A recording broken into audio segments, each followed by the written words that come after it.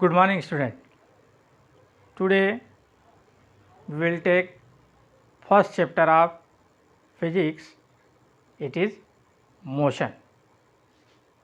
So you are seeing here the heading motion. Now first we will understand, we are studying physics. What is physics? Physics is a science of nature. The answer of this question is physics is the science of nature. What is the meaning of this line?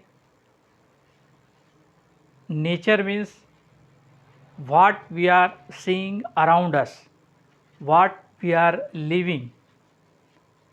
The phenomenon in which we are living is called nature.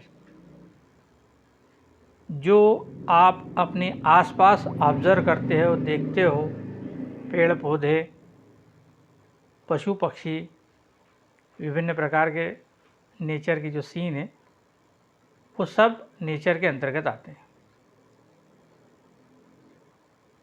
दूसरा word है इसमें science.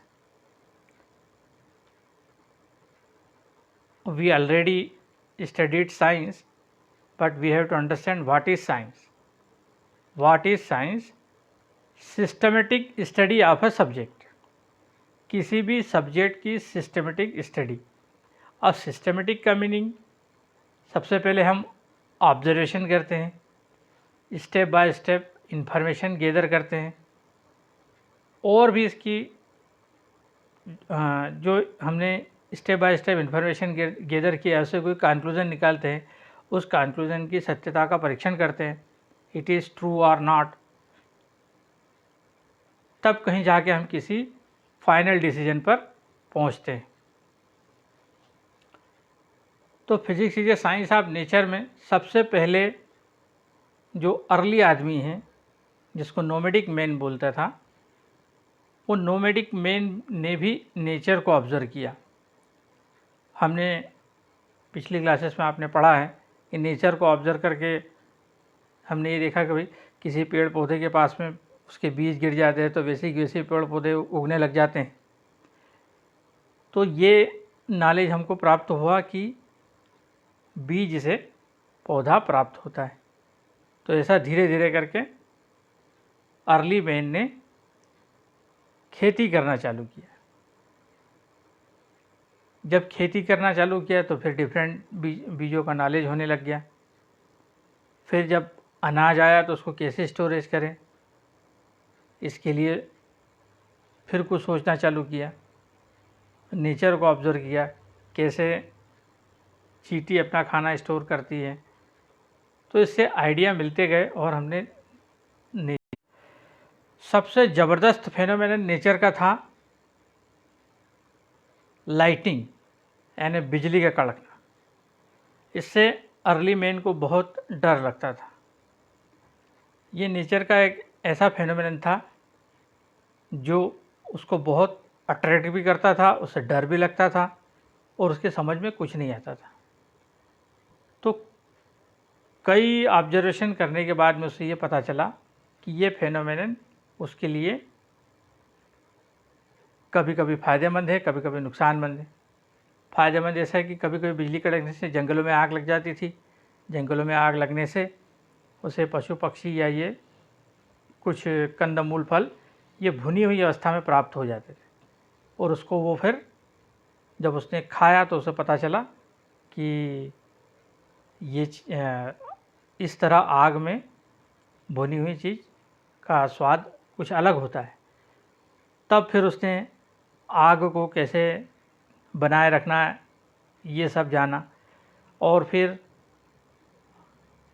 Lightning को observe करते करते उसने ये देखा कि प्लेनेट या स्टार यानी तारे सितारे भी जो है उसमें कुछ मूवमेंट होता है.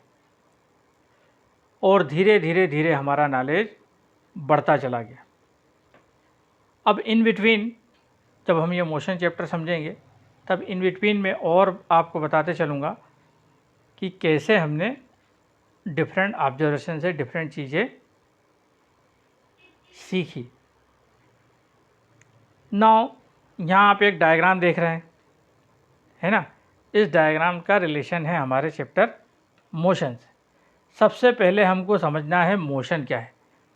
सामान्य लाइफ में जो कुछ भी मूवमेंट होता है वो हम मोशन के अंतर्गत समझते हैं, लेकिन जब हम साइंस के अंतर्गत कोई चीज़ पढ़ते हैं, जैसे मैंने बताया science is the systematic study, तो उसका कोई एक सिस्टमेटिक स्टडी होना चाहिए, एक पर्टिकुलर जवाब होना चाहिए, उसको हम किसी परिभाषा में बांध सके। We can define that thing in particular words, then that is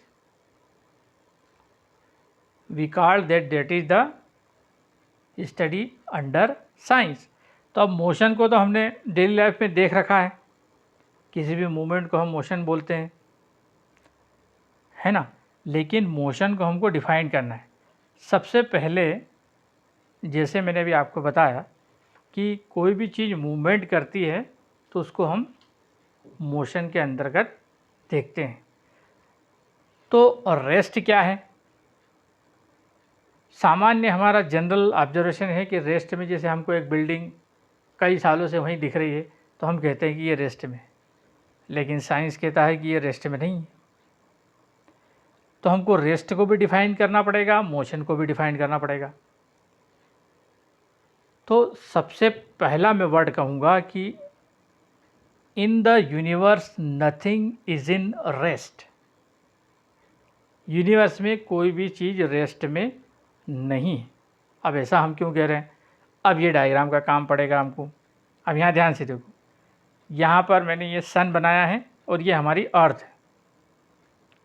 ये सन बनाया है, ये हमारी अर्थ है। अब अपने को ये तो नॉलेज है कि अर्थ अपनी एक्सिस पर भी घूमती है। देखो ये तीर का निशान बता रहा है, सन अपनी एक्सिस पर भी घूमती है, एज वेल एज सन के चारों ओर भी वो एक इलिप्टिकल पाथ में घूमती है। सारे ही प्लेनेट सन के चारों ओर घूमते हैं।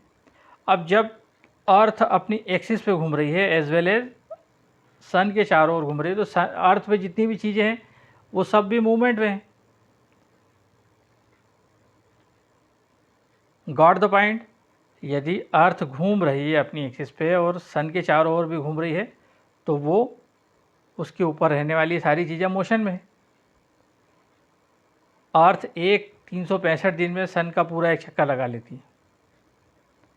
इट मीन्स जिस घर में हम रह रहे हैं या जो बिल्डिंग है या हमारी सेंट पाइस स्कूल 25-30 साल हो गए हैं, तो समझ लो उसने 25-30 चक्कर लगा लिए हैं सन के। तो अर्थ अपनी एक्सिस पे घूमती है, सन के चारों ओर घूमती है। सन भी अपने इस सोलर सिस्टम के साथ में गैलेक्सी के अंदर मूवमेंट करता है और गैलेक्सी भी मूवमेंट करती है। तो मैंने जैसे कहा कि यूनिवर्स में नथिंग इज़ इन रेस्ट, कोई भी चीज़ रेस्ट में नहीं। तो फिर मोशन क्या होगा, रेस्ट क्या होगा? तो साइंटिफिक लैंग्वेज में इसको समझाने के लिए जितने भी साइंटिस्ट थे उनके ऊपर बड़ा दबाव था कि हम इसे कैसे डिफाइन करें। तो इसमें ऑब्जर्वेशन से ही एक वर्ड निकलता है, ऑब्जर्वर।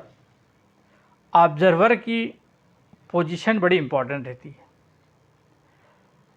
यदि हम हमारे अर्थ से बाहर निकल के अंतरिक्ष में से वॉच करेंगे तो हमको जो ऑब्ज़र्व होगा वो अलग होगा।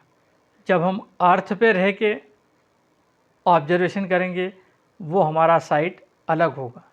तो इसमें ऑब्ज़र्वर का पॉइंट ऑफ व्यू बहुत इम्पॉर्टेंट है और उसी से हमारी मोशन और रेस्ट की डेफिनेशन बनती है। अब पहले हम रेस्ट को समझ लें। When the position of an object is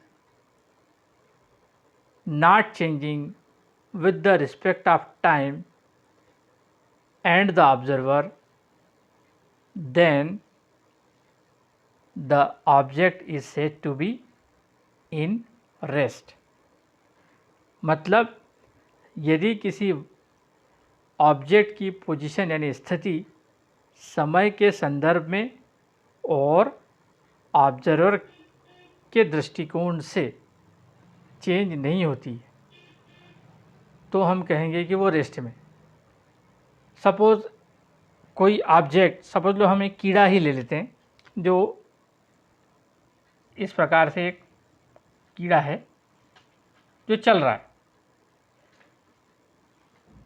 चलते चलते वो यहाँ पर पहुँच गया। अब ये यहाँ से कोई मूवमेंट नहीं कर रहा है, मतलब आपने यदि इसको समझ लो 0 सेकंड से देखना चालू किया, एक सेकंड बाद भी यहीं है, 2 सेकंड बाद भी यहीं है, 3 सेकंड बाद भी यहीं है, 4 सेकंड बाद भी यहीं है, तो आप कहोगे कि ये रेस्ट में। यदि आप इसको 1 आवर तक वॉच करते हो और ये यहीं पर पड़ा हुआ है तो हम कहेंगे कि ये रेस्ट में। अब आप इसको देख रहे हैं तो आप क्या है, ऑब्जर्वर है। तो ऑब्जर्वर के दृष्टिकोण से और टाइम के रिस्पेक्ट में, समझ में आया ना, टाइम बढ़ रहा है और हम इसको देख रहे हैं और ये यहीं का यहीं है, तो हम कहेंगे कि ये रेस्ट में। और इसी से हमारे मोशन की डेफिनेशन बन जाती है। When an object change its position with respect to time then the object is said to be in motion.